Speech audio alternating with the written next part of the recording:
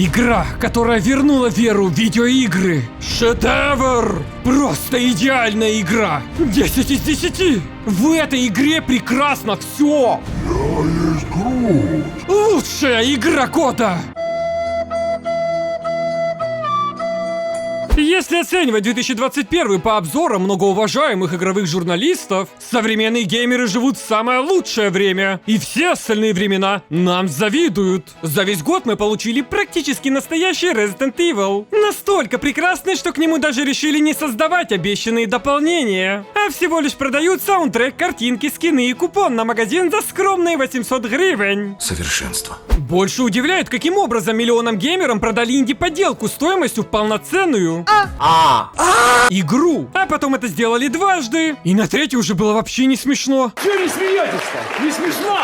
Не поняли, да? И с каждым годом все сложнее отличить новую игру от ремастера. Это вообще какой-то патч. Ну хотя бы за бета-тест мое уважение. По итогу в 2021 игрой года стала просто игра. В Marvel's Guardians of the Galaxy нет магазина внутри магазина. А мы тут ни при чем, а мы тут ни при чем. Нет почти живого мультиплеера. То, что мертво, умереть не может. Нет платных скинов, сезонного пропуска, дополнений, ускорителей прогресса, платной валюты и рекламы у этой игры тоже не было. Вот вообще непонятно, почему Square Enix решили не рекламировать Стражи Галактики. Ни единого предположения. Как ты мог меня обмануть? Это игра такая. Интереснее ситуация с обзорами. Их нет. И если раньше я пытался понять, кому заплатили, в этот раз задача сложнее. Кому не заплатили? И к ним у меня целый список вопросов.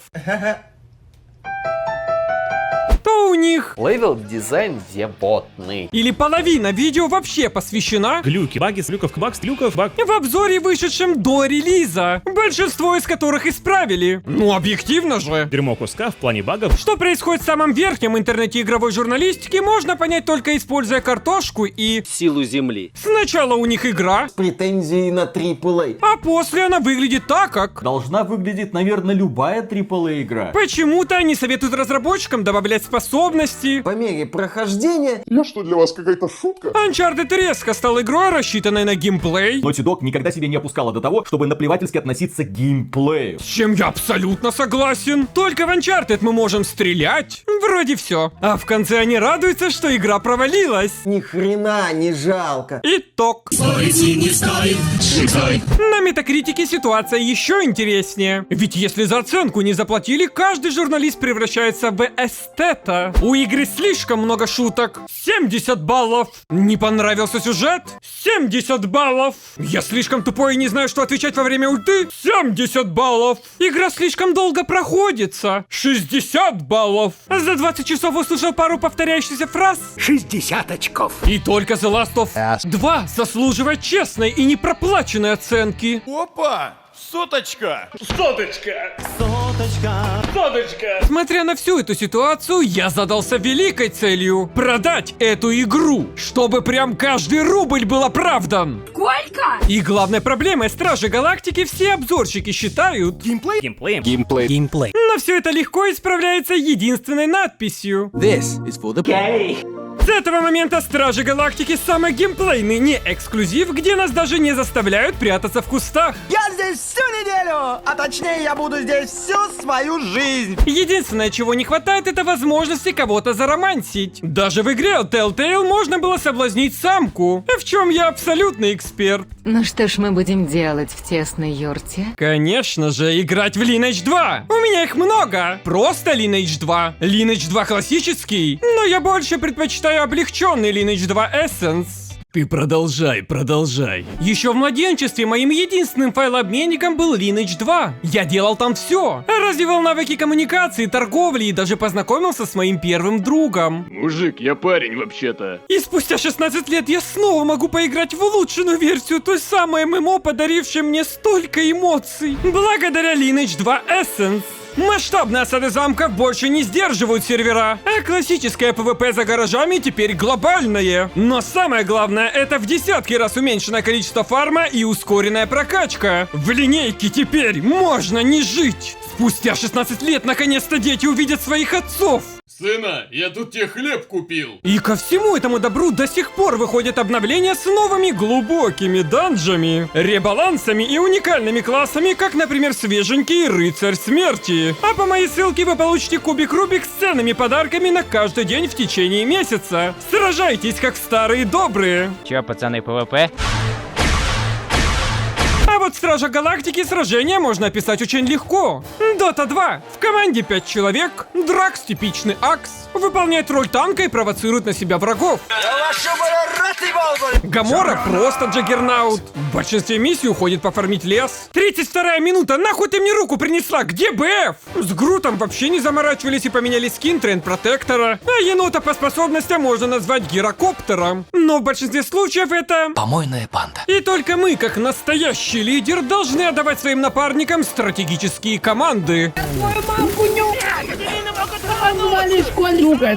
И главная проблема Квилла — это его урон. Возможность его резиста крайне мала. Конечно же, здесь есть возможность прокачки и апгрейда, используя редчайший... Верстак модели Т. Таких уже не делают. И бац, бац, бац, бац. Ресурсов и опыта хватает в избыток, и улучшения не особо что-то меняют. Если, конечно, у вас не все ползунки сложности на... Максималочка. И чем дальше мы пройдем, тем интереснее будут враги. Вначале это в основном геометрические фигуры, круг или... Сука, он квадратный. Но под конец мы увидим инопланетянина с винтовкой, гуманоида с винтовкой и даже будет... Бомж с дробовиком. А вызов для геймера могут бросить настоящие боссы. Целых 3. Зажрались.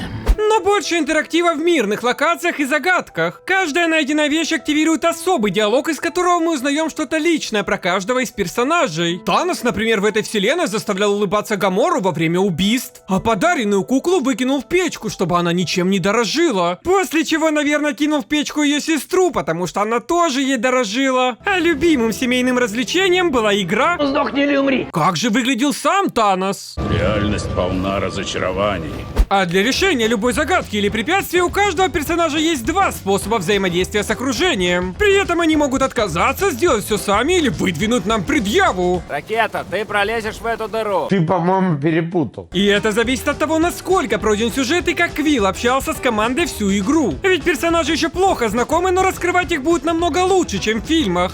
Всех, кроме Гаморы. Гамора в принципе любит 2 вещи: кукол и бухло. Я вот от выпивки только лучше сражаюсь. История Грута и Ракеты описана более подробно, ведь дерево для енота... Моя семья. Звездный лорд, оказывается, в детстве жил в подвале. И когда ты подросток, это прикольно. Но когда ты ребенок, живущий в подвале, ощущения немного другие. Не хочу учиться. Хочу бухать. И в этот раз вместо планеты отцом Квилла был король спартанцев. Кто ты, воин? Из бонусов — щит неуязвимости и возможность спариваться со всеми инопланетными формами женской жизни практически без последствий. Кроме осуждения от напарников. Ты меня бросил ради баб. Но больше всего отличается характер. Если в фильмах было четко понятно, кто здесь главный, Конечно. Конечно. в игре у Квилла появились яйца, и он даже знает, как их использовать. Поэтому может и сам себя объективно оценить. Я говно, но я, блядь, красив в этом. На удивление, лучше всего раскрыли Дракса. От этого мои чресла набухали. Теперь это высокоинтеллектуальный качок с максимально прокачанной шкалой харизмы и риторики. Он ведет за нас переговоры, соблазняет боссов. Ну, без слез-то на тебя не взглянешь. Взял на себя роль убийцы Таноса в разы сильнее, чем в фильмах, и даже кадрит милф. И в каждую сцену с ним вставляют сильнейшую скорбь о потере семьи.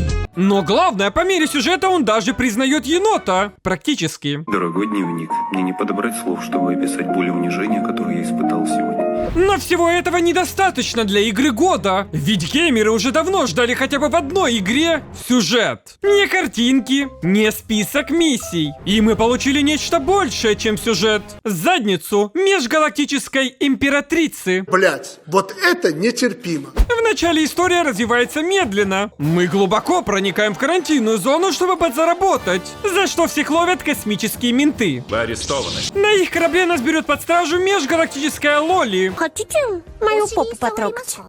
Интересно, сколько лет этой расе инопланетян? 12-летку. И теперь нам нужно выплатить невероятно огромный штраф стоимостью в целых 12 космочебуреков. Ведь Стражи Галактики... люди-бомжи. Возможно, мы бы нашли работу, но енот буквально нам говорит... Не, нихуя. Для оплаты штрафов 12 чебуреков нужно ограбить сокровищницу самой могущественной женщины, Царь во дворца, царь во дворца. познакомиться с советской собакой-экстрасенсом, скучающей по родине, и уничтожить религиозный культ с миллиардами сектантов, поклоняющихся единственной лольке в галактике. Хули, бога, хули. Сложнее всего было отказаться от их предложения присоединиться.